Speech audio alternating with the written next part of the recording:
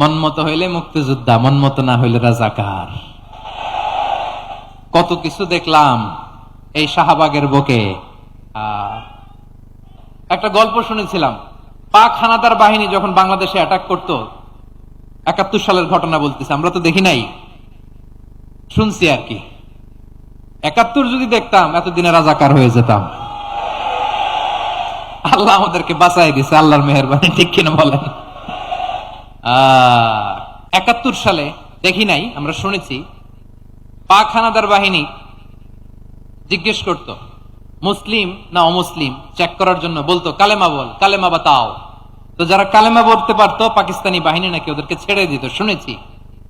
তো একজনকে, এক বাঙালিরে পেয়ে তার মাথার মধ্যে বন্দুকর নল ধরে বলতেছে কালেমা বল সালে, কালেমা বাতা, কালেমা বল। তো ভয়ের চড়ে এই দোয়া পড়া শুরু করছে।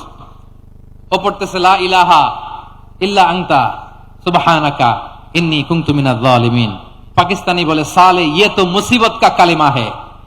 বাঙালি কয় হাম তো ভি মুসিবত মে হ্যায়। পাকিস্তানি বলে বেটা কোন দোয়া বললে, এটা তো মুসিবতের কালেমা। কয় আমিও তো মুসিবতে আছি, আমার মাথার মধ্যে বন্দুক ধরে তুমি আমার কালেমা জিজ্ঞেস করো, এখন কোনটা কালিমা আর কোনটা কি দোয়া আমার হুশ আছে নাকি? প্রিয় ভাইরা, আসলে এটা দোয়া উল মুসিবা, বিপদে পড়লে এ দোয়া পড়তে হয়। লা ইলাহা ইল্লা আনতা সুবহানাকা ইন্নী কুনতু মিনাজ জালিমিন। এটা পড়বেন আপনারা।